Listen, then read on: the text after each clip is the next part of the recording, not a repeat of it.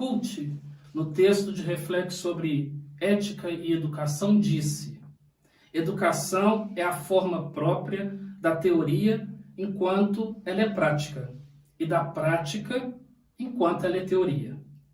Ou seja, educação é um poder saber e um saber fazer. Esta é a sua singularidade essencial.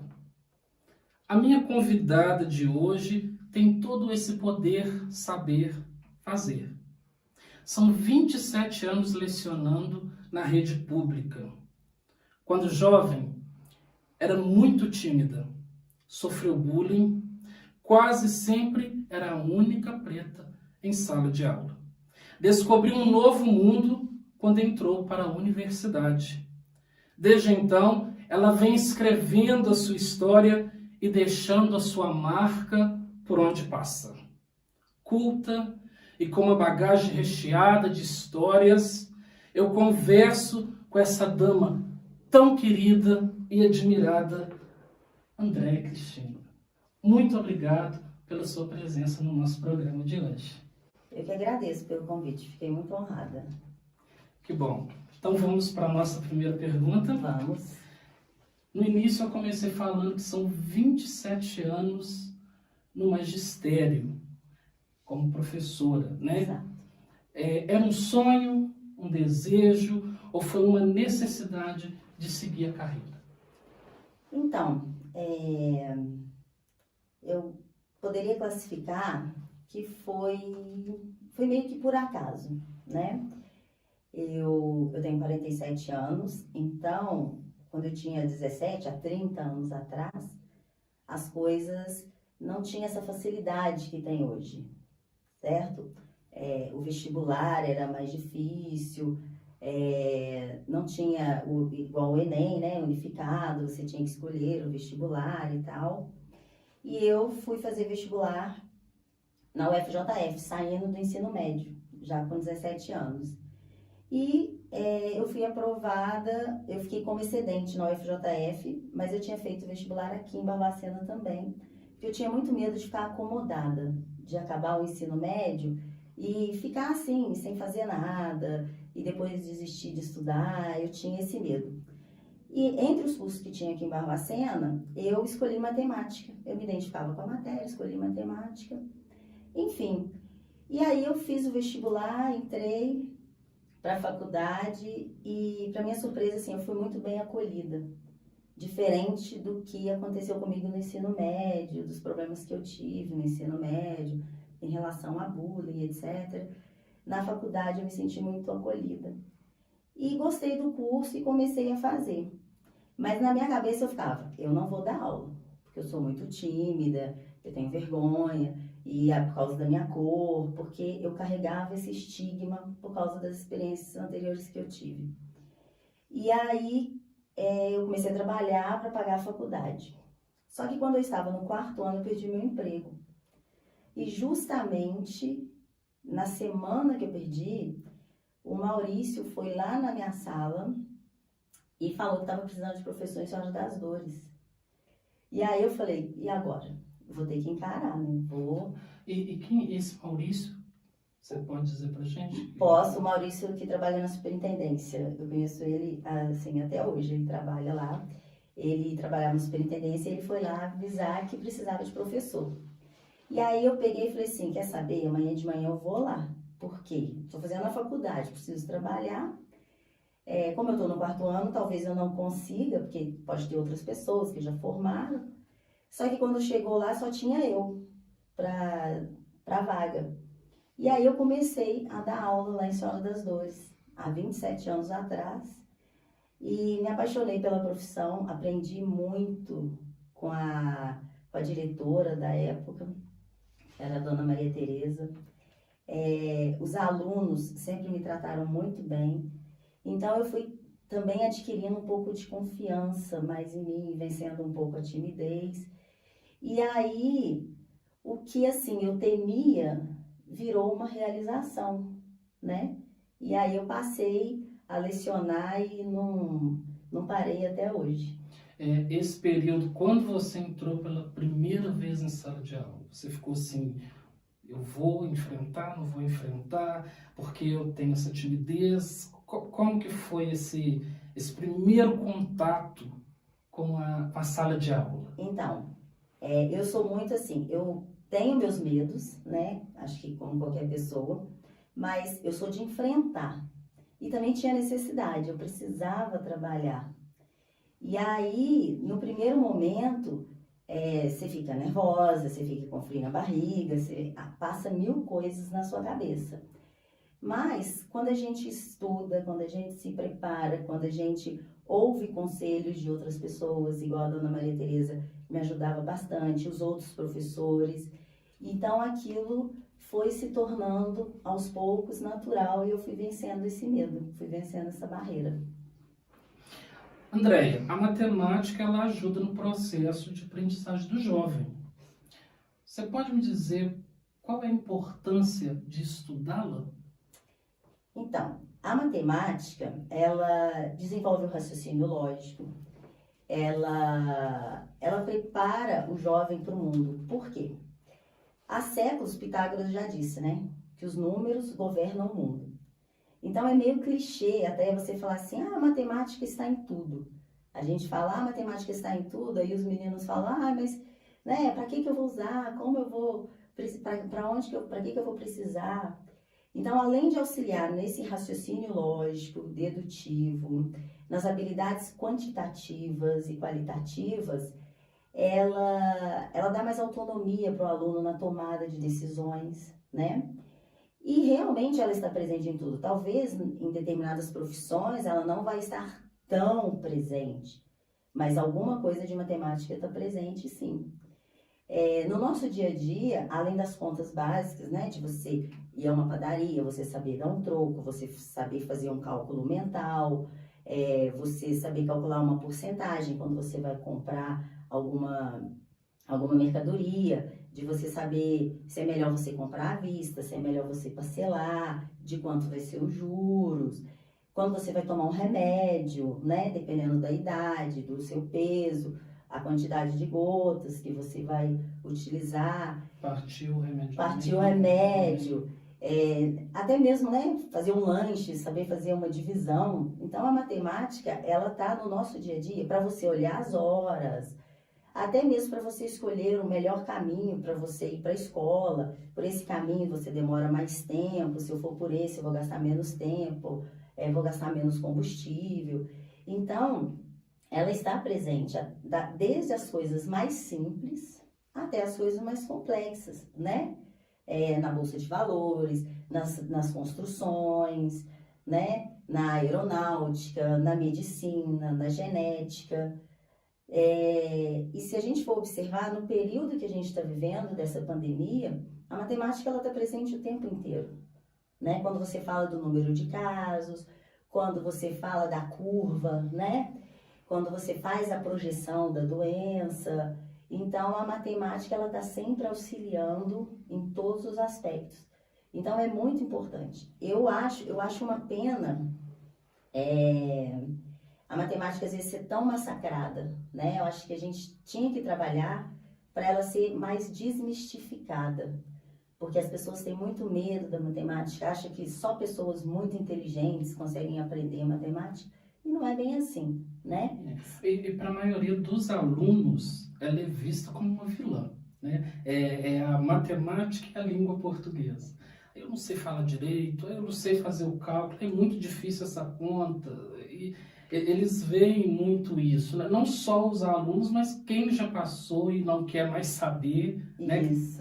Com certeza quem está assistindo agora tem muita gente aqui, não, graças a Deus que eu já terminei o meu ensino médio, eu não quero mais saber de matemática na minha vida, mas a Andréia está falando que ela está na nossa vida o tempo todo. Outra coisa importante, até uma dica mesmo para os familiares, pai, mãe, não passar esse medo da matemática para a criança, né? Porque a criança vê assim, poxa vida, se o meu pai já fala que é difícil, né? Meu pai, minha mãe, são meus, né? Meus heróis, são referência, então realmente deve ser difícil. Então, às vezes, a criança já entra na escola com esse receio da matemática. Sendo que se ela for aprendendo desde o início tudo, né, na ordem certinha, então eu acho que consegue levar numa boa, sim. André, você é uma mulher assim, muito dedicada, né, muito inteligente, sempre estudou Obrigada. muito, batalhou muito, né, para chegar onde chegou hoje. E você, recentemente, ano passado, você concluiu o seu mestrado em Educação Matemática. Qual foi a linha de pesquisa que você seguiu e quais os desafios que você encontrou?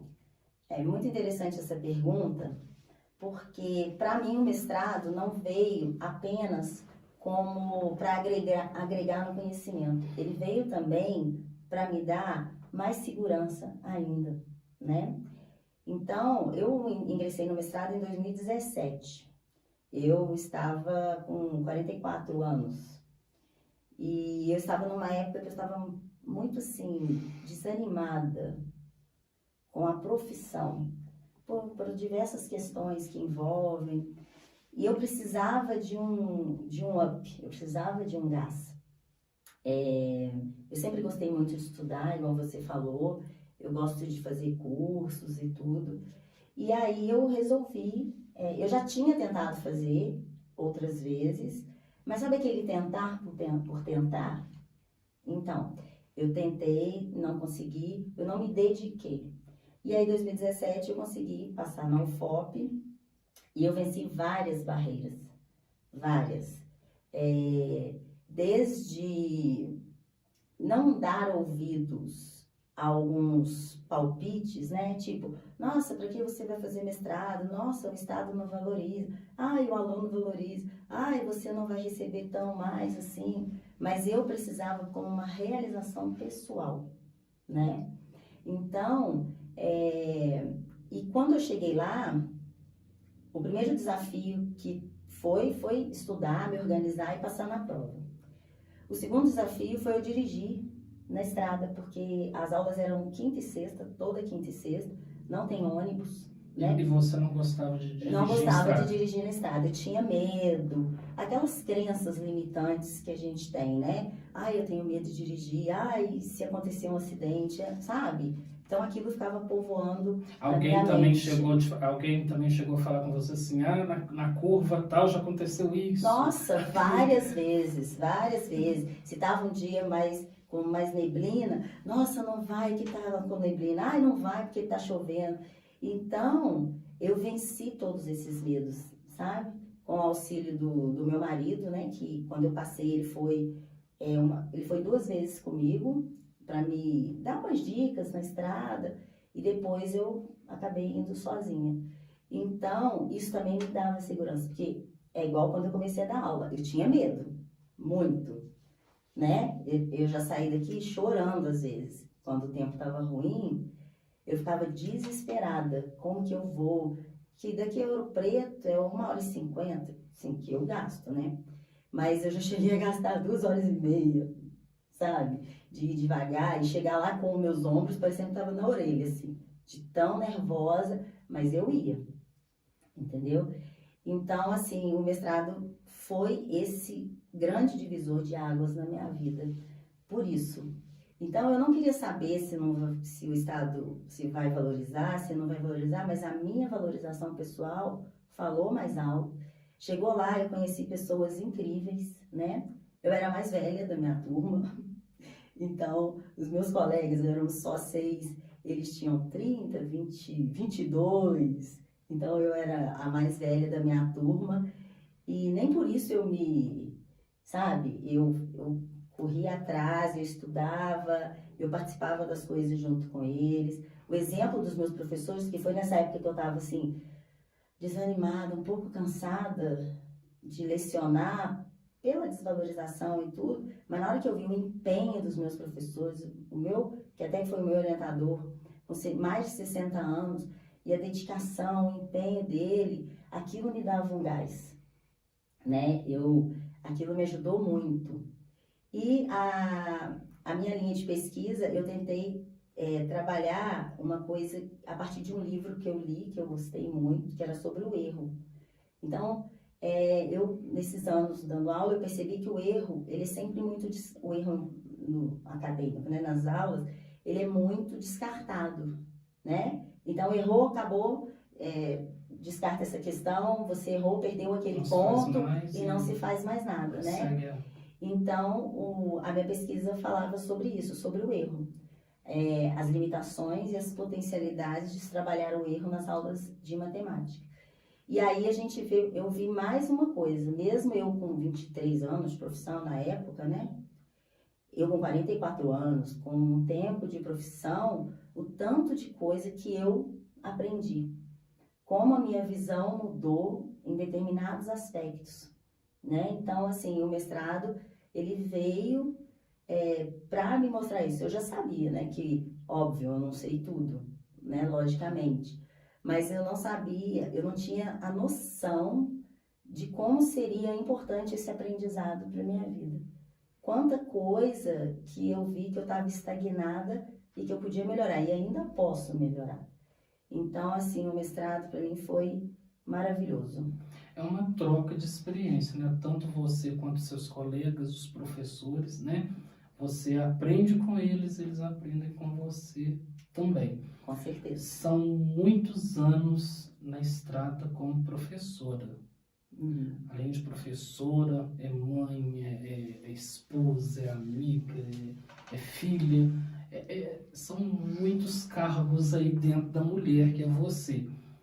Você já vivenciou muita coisa dentro de sala de aula, dentro de uma escola, e hoje, em plena pandemia, que está tudo parado, né? Parou o mundo, né? Parou as escolas, fechou tudo, está tudo online agora. E como que você está enxergando a educação atualmente? Então, como eu te falei, né? Quando a época que eu fui para o mestrado, eu estava desanimada com a educação. Em que sentido? Eu não tenho que reclamar dos meus alunos. Eu sempre fui muito respeitada, eu sempre fui muito querida pelos meus alunos, né? Obviamente, um ou outro, né? Por causa da disciplina e porque, assim, às vezes você tem que ser um pouco mais rígida. Mas eu já vejo esse declínio na educação, né? Nesse período, nesses 27 anos que eu dou aula, quando eu comecei, umas coisas eram de um jeito e hoje eu não vi nesses 27 anos uma melhora grande. Então, eu vejo às vezes com muita tristeza, sabe? O descaso em relação à educação. E eu fico assim me perguntando, uma profissão que, assim, na minha opinião, e creio que de várias pessoas, é o alicerce, é a base de outras profissões, né? Porque todas as outras, basicamente todas as outras, tem profissões hoje que as pessoas, né, às vezes são autodidatas, enfim. Mas basicamente todas as profissões precisam de um professor. E é a profissão que é mais desvalorizada. Então eu fico muito triste que às vezes algumas pessoas, né, pela sociedade, algumas vezes, pelo governo, por alguns alunos que não valorizam e agridem e fazem coisas que a gente vê na internet. Graças a Deus, eu vi só na internet comigo, pessoalmente, nunca aconteceu uma coisa mais grave nesse aspecto. Então, eu vejo com muita, muita tristeza, porque a educação se faz não só com um professor. E muitas vezes, essa decadência, digamos assim, às vezes é atribuída ao professor, né? Porque o professor é assim, o professor. E não é. Eu acho que a escola, ela se faz com administração pública, né? Com o governo, com os incentivos, o governo proporcionando cursos, proporcionando material. E ele precisa estar na linha de frente. Na linha de frente, tudo, né? Então, é uma junção, né? Essa é o governo, é a família, são os gestores, os diretores, são os professores, são os funcionários, que precisa da cantineira para fazer a merenda, precisa da moça que ajuda na limpeza. Então, a escola é um conjunto de coisas. Eu acho que se todos se unissem, eu acho que a educação poderia alavancar mais, principalmente a administração pública. Em termos da pandemia, foi assim, uma loucura, né? Eu acho que mais uma vez o professor teve que se reinventar, que a gente vive se reinventando, né? Igual eu falei, quando eu fui fazer o mestrado, você não tem incentivo do governo, tipo, pode ir que nós vamos, você vai ficar de licença para fazer o mestrado, só para se dedicar. Tem uma série, tem uma forma de você tirar a licença, mas que é assim, você tem que abrir mão da sua lotação, enfim. Não vou entrar nesse mérito, mas assim, aquele incentivo mesmo inclusive... É uma coisa que vai ser mais vantagem para o governo, né? Inclusive, para o professor. Para eu estudar, eu tive até que exonerar um cargo, né? Que eu passei no concurso público do Estado, para ficar com o segundo cargo, e exonerei porque eu não ia conseguir conciliar. Enfim, então a gente está sempre se reinventando, e na pandemia não foi diferente, né? Então, muitos de nós, todos os professores, tiveram que aprender a mexer com tecnologias mais avançadas que a gente não estava acostumado, Zoom, Google Meet, Google Forms, várias plataformas. E entra e não entra, precisa de fazer a reunião, e aí some a carinha de um, o outro está tentando entrar e não consegue. Não consegue, tem a questão da internet, muitos professores tiveram que investir do próprio dinheiro, melhorar a sua internet, comprar mesa digitalizadora, né?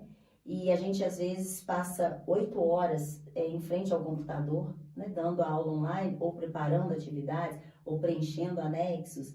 Então, assim, eu vejo com tristeza a educação no sentido do incentivo e do investimento. E tem alunos que não têm internet do Estado, enfim. Se a gente for falar, a gente vai ficar aqui muito, né? Tem muitas questões para se falar. Mas eu fico feliz de ver como os meus colegas professores são guerreiros, como eles se dedicam, como eles vão e fazem, mesmo sendo desvalorizados, mesmo às vezes sendo massacrados por uma parte da sociedade ou por alunos. Então é isso que assim ainda me move e ainda me dá gás para não desistir. Sabe? Ver essa força que a gente tem na nossa profissão. Vocês, pessoal, que está acompanhando a nossa entrevista, está percebendo, né? Muitos aí que falam que o professor não está trabalhando durante a pandemia, ouviram o que a Andréia falou. Estão, sim, 8 horas de frente ao computador e fazendo muita coisa. Ou seja, o professor trabalha muito e sim. Andréia, o jovem hoje, ele é muito necessitado de atenção e conselhos. Eles se sentem perdidos nas suas escolhas. Você faz um lindo trabalho no Colégio Amilcar Savassi sobre a consciência negra, onde leva não só os alunos, como quem participa do trabalho, a refletir e rever esses conceitos. Quais resultados positivos que eles conseguem tirar desse trabalho, que você percebe enquanto professora, e quais os desafios que o jovem preto enfrenta na sociedade de hoje? Olha, Giovanni, o jovem preto hoje na sociedade, ele enfrenta vários desafios, apesar de uma parte da sociedade não querer admitir isso e tratar isso como um mimimi, certo? Então, eu li um livro, que é um pequeno manual antirracista, de Djamila Ribeiro, que tem várias partes que eu gosto, mas uma ela fala assim, que o homem branco, ele tá, na sua maioria, ele está em grande parte no poder. Isso não foi uma coisa natural.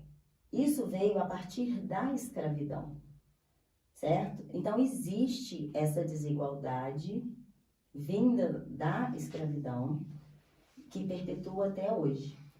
Então, eu costumo, às vezes eu faço algumas palestras sobre a consciência negra, já falei em algumas escolas, e esse ano eu vou falar até na Unipac, né? Eu já fui convidada para falar agora dia 19 de novembro. E eu gosto muito de uma frase do Arnaldo Xavier que fala o seguinte, eu não sei citar a frase inteirinha, certinha, mas ele fala mais ou menos isso. Quando você se deparar com argumentos de que o preto é racista, que se faz de vítima, pergunte para o interlocutor se ele já passou um dia de preto. Então, eu acho que antes das pessoas falarem, elas têm que pensar, eu já passei um dia de preto? Então, assim, eu passo um dia de preto todos os dias da minha vida, 47 anos. Então, o meu olhar é diferente do olhar de quem não é preto. Porque eu passei algumas coisas que uma pessoa que não é preta não passou. Ah, mas passou porque é gordo, passou porque... Tá, mas assim, falando da questão racial, eu acho que quando a gente sente literalmente na pele, a gente tem essa condição de falar melhor sobre o assunto. E então eu acho que quebrar isso é muito difícil, porque as pessoas têm que aprender a se colocar no lugar do outro. Então, muitas vezes eu escuto as pessoas falarem assim, a Djamila também fala isso, que apesar do Brasil ser racista, são poucas as pessoas, se você conversar, que admitem que são racistas. Mas tem falas racistas, tem brincadeiras racistas, e não é só isso que conta. Às vezes um olhar, né? Às vezes a forma como fala de alguma coisa. Então, a gente não é querer se fazer de vítima, é você ter esse olhar, você se colocar no lugar do outro. A mesma coisa, eu posso vir aqui e falar sobre a situação dos cadeirantes, né? Eu me sensibilizo com os cadeirantes, as políticas públicas poderiam olhar mais para os cadeirantes, né? As ruas mais preparadas, os locais. Só que eu falo de um lugar, mas eu não sou cadeirante. Então, quem sente, quem passa os problemas do cadeirante é o cadeirante. Quem passa os problemas do negro é o negro. Então, me incomoda, às vezes, as pessoas falarem assim, não, imagina, eu não sou racista, eu tenho até amigos negros. Ah, não, gente, mas na minha empresa tem gente que é negra. Não, mas... Então, o mundo não é a sua empresa, não é só a sua casa, não é só o seu umbigo. Então, a gente não pode basear as coisas só baseando naquela nossa vivência, no nosso mundinho. A gente tem que ver as estatísticas, a gente tem que ver o que acontece pelo país, os absurdos que acontecem por causa da cor da pele, sim, isso é fato. Então, quando eu comecei a dar aula, lá no Amilcar, eu vou te confessar que desde quando eu comecei o mestrado, eu não estou fazendo um projeto tão grande, igual eu fazia e os meus colegas lá faziam. Mas a gente toca nessa temática, eu acho importante, eu acho essencial, porque muitas vezes na escola trata-se a Semana da Consciência Negra. Então fala de escravidão. Então, teve a escravidão? Sim, foi um período doloroso, que nem deveria ter existido, mas tem muita coisa positiva também, que os negros contribuíram para a construção do nosso país. Então, no projeto, eu pensava em destacar esse outro lado também, né?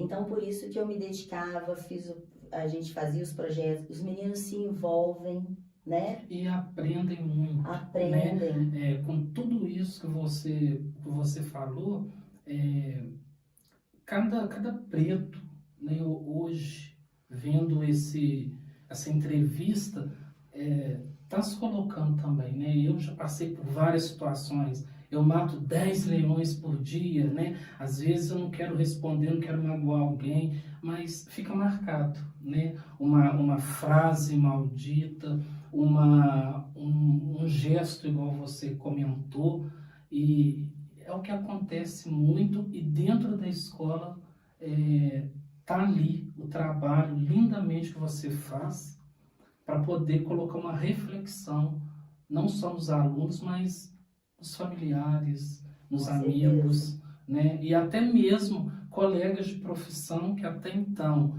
pensavam de uma forma e passa a vivenciar de uma outra. Isso, porque eu acho que no mundo de hoje está faltando isso. Você se colocar no lugar do outro. Entendeu? Ou do negro, ou do gordo, ou do cadeirante. Ou... A gente se colocar, a gente ter empatia, né? E você perguntou sobre os pontos positivos. Eu já tive depoimentos mesmo de alunos brancos que falaram para mim: poxa vida, professora, eu nunca tinha visto. Porque além de mostrar as contribuições, né, dos negros para o país, na arte, na cultura, os escritores e tal. Então, os meninos pensavam: nossa, eu nunca pensei dessa forma, eu nunca vi por essa forma. Então, além da conscientização de alguns alunos brancos, teve também, acontece também o aluno negro se encontrar, sabe? Sim, saber do seu valor, ter consciência de que ele é um ser humano como outro qualquer, independente da cor. Então, o trabalho, assim, ele é muito gratificante. Os meninos, eles gostam de fazer, eles se empenham, saem trabalhos maravilhosos. Então, eu gosto muito de abordar essa temática, apesar de não ser a minha área de formação, mas é minha área de vivência. Como eu disse no início, né? Você já passou um dia de preto? Eu passo um dia de preto todos os dias. Então, o meu olhar é um olhar diferente nesse aspecto, de acordo com a minha vivência. André, eu te sigo nas redes sociais, inclusive eu já queria que você passasse para o pessoal de casa o seu Instagram. Você passa? Andréia Cristina 395. Que maravilha! Gente, aprendemos muita coisa boa aqui hoje. É um prazer muito grande ter você no nosso programa. E tem uma coisinha, André. Antes da gente ir embora, você tem uns recadinhos para você aqui. Vamos ver? Recadinho para mim? Para você. Vamos. Eu e a Amor, a gente veio aqui falar um pouquinho sobre a minha mãe. Uma mulher muito batalhadora, sempre corre atrás dos seus objetivos, apesar de dificuldades e medos, como o mestrado que ela fez, que mostrou muito que ela é uma grande mulher e vence cada dia mais seus medos, porque ela tinha muito medo de dirigir na estrada e tudo mais, e ela conseguiu, porque o mestrado dela não era aqui na nossa cidade. Ela é uma mulher muito incrível, muito batalhadora, ela sempre está conquistando os seus objetivos. Agora ela está emagrecendo, que é uma coisa que ela sempre quis. E, enfim, ela tem várias conquistas e essas conquistas cada dia mais me inspiram a ser forte, a ser corajosa, a correr atrás do que eu quero. Além de me inspirar, me traz muita felicidade por ela mesmo. E é isso, ela é uma pessoa que é muito contagiante, que as pessoas sempre querem perto. Que, enfim, ela sempre contagia todo mundo com a alegria dela e tudo mais. Ela é meio brava às vezes, mas tudo bem. Ela é muito atenciosa, carinhosa. Ela dá sempre tudo de si para as coisas. E é isso, ela é incrível. Ah, meu Deus. Falar da Andréia é muito fácil, porque é uma pessoa querida e muito amiga. Uma das mulheres mais bonitas que eu conheço. Vou resumi-la em 3 de suas versões. A profissional, pessoa competente, responsável, assídua, pontual e extremamente organizada. A Andréia é amiga, alto astral, sorriso largo, elegância em pessoa, arrasa por onde chega. Marca os momentos e marca os lugares. E a amiga irmã, Andréia, que eu escolhi. Já tem poucas, né? Então, Andréia, você confidente, está no momento certo, com as palavras certas, nos momentos tristes e nos momentos alegres. Então, te falo que é muito bom ser sua amiga, é muito bom ter conhecido você. Espero que tenhamos novos momentos marcantes, alegres, agora mais light, né? Mas não menos intensos. Um beijo no seu coração, você merece tudo que tem conquistado. Te amo. Olá, boa noite, tudo bem? Então, eu estou aqui para conversar com vocês, para falar a respeito da Andréia. A Andréia, ela é minha sobrinha, né? Como todos já sabem, ela é uma professora muito conceituada na cidade, uma profissional excelente, de muita competência, e ela tem inúmeras qualidades, né? Além das qualidades visíveis, né? Que é o sorriso maravilhoso, muito bonita, tem também as qualidades interiores, né? Que é o caráter, ela é muito amigável. Como eu sou tia da Andréia, nós passamos a infância juntas, a adolescência juntas, né? A fase adulta. Eu sou madrinha da Andréia de casamento e também sou dindinha da filha dela. E falar da Andréia é muito fácil, porque se resume numa simples palavra, uma pessoa espetacular. Muito fácil, porque se resume numa simples palavra, uma pessoa espetacular. Gente, vocês vão me matar, eu vou começar a acreditar nisso tudo, hein? Quem que são essas três, Andréia? Ai, Isadora, minha filha. Gente, como é que ela não me falou nada? Danadinha, vai ficar de castigo. Tô brincando. Que fofa. Então, a Isadora, minha filha, nem parece nada comigo, né?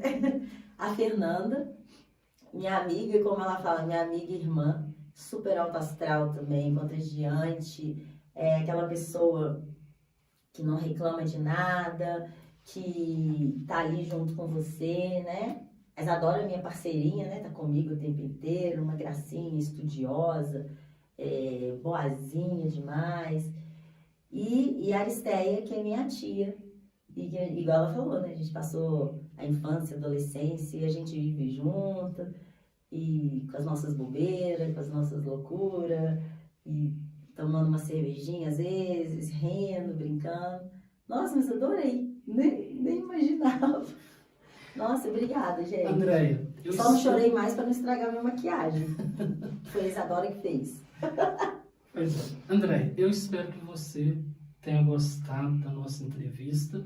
Espero ver você aqui outras vezes, né? Com certeza você vai voltar, porque tem muita coisa boa para contar, para agregar para os nossos telespectadores.